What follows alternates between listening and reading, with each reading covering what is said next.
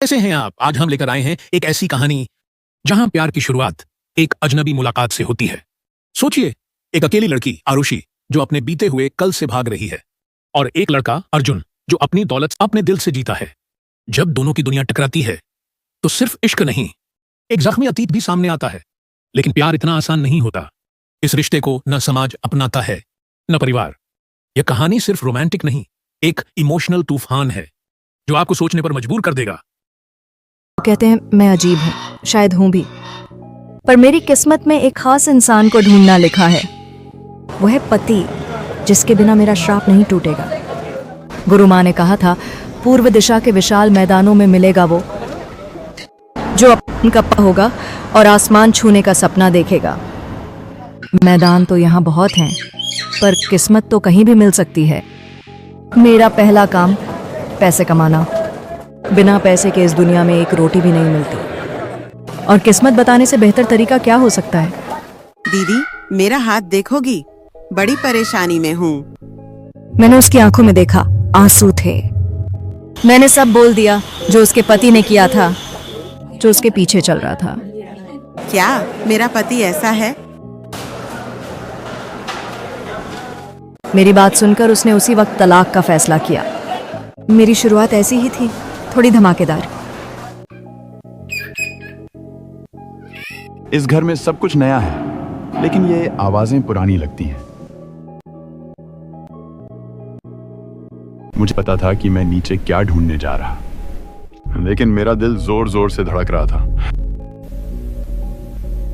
अर्जुन, तुम कहाँ हो?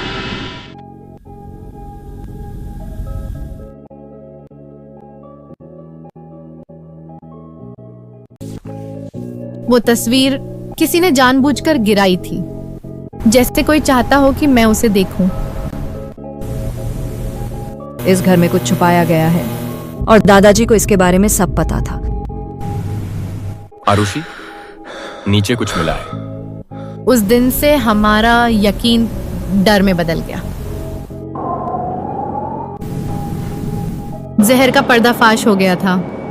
आई क्या जानकारी सहा किया, और उसके साथ ही उस घर के अंदर छुपे राज भी सामने आए। झूठ मत बोलिए। जिस रात दादाजी को जहर दिया गया और वहीं से तस्वीर गायब हुई थी। मैं यकीन नहीं कर पा रहा, आपने मेरे दादाजी के साथ ऐसा किया। मैंने एक एक करके सबके राज खोले, उनकी चोरी, छुपे हुए रिश्ते और गद्दारी के सबूत। सब कुछ सामने आ गया। इस घर को मैंने संभाला है, और अब इसे कोई तोड़ नहीं सकता। सच्चाई का वक्त आ गया था, और अब इस खेल की शुरुआत बस हुई थी। साजिशें थी, नकली रत्न और पत्थर। धोखा है, ये रत्न नकली, ये पत्थर शक्तिनी। तुम पक्की हो आरुषि? मैंने सबूत दिए, शक्ति का इस्तेमाल। लोग हैरान। मोरन वनर भी साजिश में। लू परिवार को बचाया, भरोसा भरा। प्यार जीतना था, श्राप टूटेगा। सच्चा प्यार तभी शक्ति जागेगी। मुमकिन था, या अकेलापन। खोज शांगवान बंगले तक, छिपा इतिहास। लू परिवार से रिश्ता, किस्मत जुड़ रही थी। नवलोक की दिव्य पत्नी का भाग्य, अर्जुन के श्राप की विधि, सब जुड़ा है। अर्जुन की रूह को शांति जब भाग्य से चुनी पत्नी साथ पाएगा। सफर कठिन, नई साजिशें, नई सच। मैं अकेली नहीं थी, अर्जुन अब मेरे साथ थे। मेरी किस्मत बदल रही थी। सच्चा प्यार कर पाएंगे? क्या बन पाऊंगी उनकी अकेली पत्नी? ये तो वक्त ही बताएगा। सफर सिर्फ मेरा नहीं था, हमारी किस्मत का अनंत सफर था। शांगवान परिवार की हवेली। जैसे ही वहां पहुंची, एक अजीब सी खामोशी ने मुझे घेर लिया। गुरु माँ ने कहा था, यहीं छुपा है वो अधूरा श्राप और नवलोक की दिव्य कन्या का भाग्य। उनकी आंखों में थकान थी, और कुछ ऐसा जो छुपा हुआ था, जैसे वो खुद भी इस हवेली की दीवार बन चुकी हो। नमस्ते मातोश्री, हम अर्जुन के परिवार से हैं। सुना है यहाँ कुछ असामान्य हो रहा है। हाँ बेटी, रात को सिसकियां आती हैं। घर के बुजुर्ग बीमार पड़ते जा रहे हैं। कोई समझ नहीं पा रहा क्या हो रहा है। आरुषि बहुत समझदार है मातोश्री। इसने हमारे परिवार को भी एक श्राप से बचाया है। मैंने महसूस किया ये सिर्फ बीमारी नहीं थी, कुछ छिपा हुआ था। फिर दिखी वो तस्वीर, धूल भरी, पर उसके पीछे था एक चमकता हुआ रहस्य।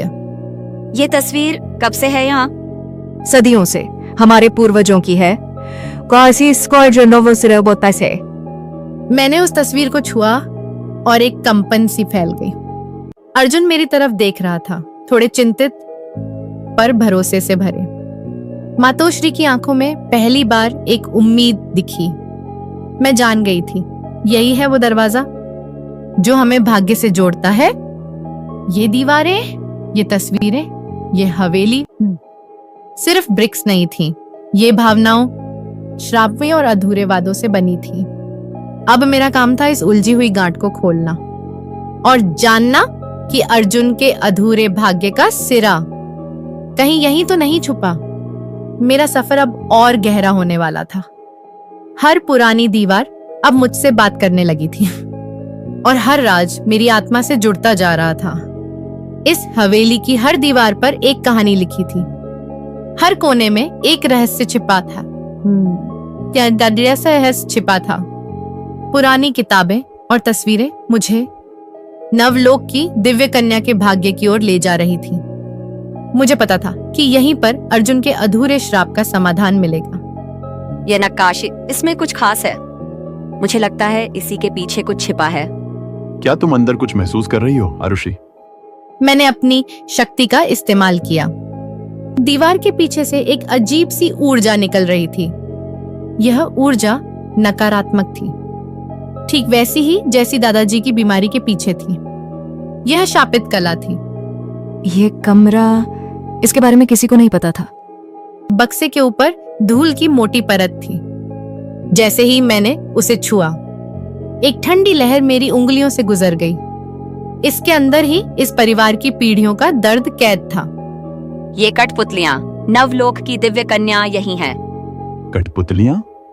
मुझे कुछ समझ नहीं आ रहा। हाँ, ये कठपुतलियां सिर्फ खिलौने नहीं थीं। इनमें से एक में इस परिवार की शक्ति और अभिशाप समाया हुआ था। यही थी नवलोक की दिव्य कन्या के भाग्य का रहस्य। अब मुझे इस शापित कला के पीछे का पूरा सच जानना था, और ये भी कि अर्जुन से इसका क्या रिश्ता है। इस कठपुतली में सिर्फ लकड़ी और धागे नहीं थे, इसमें सदियों का इतिहास और छुपा दर्द था। यह अर्जुन के श्राप से जुड़ा था। यह शाप एक पवित्र प्रेम का अपमान था। कौन सा नियम? पूर्वजों ने क्या किया था? मैंने अतीत की परछाइयों को देखा। यह शाप विश्वासघात का परिणाम था। क्या हमारे परिवारों का भाग्य सदियों से जुड़ा है? हाँ, जब तक शाप टूटेगा नहीं, तुम अकेले भाग्यवान नहीं। यह कठपुतली ही शाप तोड़ने की कुंजी है, मगर इसके लिए विशेष अनुष्ठान होगा। अब असली खेल शुरू होने वाला था। हमें अतीत की परछाइयों से लड़ना था। शाप तोड़ने का समय आ गया था। यह सदियों के इतिहास खोलने का द्वार था। इस पवित्र अग्नि की साक्षी में मैं शाप आमंत्रित करती हूं। आरुषि, तुम्हें कोई खतरा तो नहीं होगा? हवा में अजीब सी घुटन फैली। ये क्या हो रहा है? शांत रहिए, ये उसकी आखिरी कोशिश है। मोरोन वनर की काली ऊर्जा बाधा डाल रही थी। यह सिर्फ एक शाप नहीं, युद्ध था। प्रकाश की शक्ति से मैं शाप को तोड़ती हूं। अनुष्ठान अंतिम चरण में था, नई शुरुआत थी। असली परीक्षा अभी बाकी है। जैसे अनुष्ठान अपनी पराकाष्ठा पर पहुंचा, वो अभिशप्त कठपुतली जो सदियों का दर्द, शोक और दुर्भाग्य समेटे हुए थी, शुद्ध ऊर्जा में परिवर्तित होने लगी। वो चीख जो कमरे में गूंज रही थी, अब एक दिव्य संगीत में बदल रही थी। यह एक अंत था, सिर्फ एक वस्तु का नहीं, एक काल का। शांगवान परिवार पर जो पीढ़ियों से अंधकार की छाया थी, वो अब मिट रही थी। शाप टूट गया, पीढ़ियों का बोझ उतर गया। मुझे ऐसा लग रहा है जैसे मैं पहली बार सांस ले रही हूं। आरुषि, तुमने नामुमकिन को मुमकिन बना दिया, मेरे परिवार को बचाया, मुझे भी। पर तुम सिर्फ एक रहस्यमयी विदुषी नहीं हो, तुम कुछ और भी हो, मेरे लिए बहुत खास। उनका स्पर्श, उनकी आंखों का भाव, वो सब कुछ वैसा ही था जैसा गुरु मां ने कहा था। मेरे भीतर कुछ जागा, एक शक्ति जो सोई हुई थी। ये सिर्फ जादू नहीं था, ये प्रेम की शक्ति थी, शाश्वत, अमिट और उद्धारक। अब हम दो नहीं थे, हम एक थे, किस्मत की डोरियों से जुड़े हुए, अंधकार के पार। मेरा श्राप टूट चुका था। अर्जुन का अकेला भाग्यवान भी अब अकेला नहीं रहा। यह अंत नहीं था, यह एक नई शुरुआत थी, प्रेम की, प्रकाश की और भाग्य की। वो दिन, वो अनुष्ठान हमारे जीवन का सबसे बड़ा मोददह था। अकेला भाग्यवान का शाप टूट चुका था और उसके साथ ही मेरा अपना जन्म श्राप भी।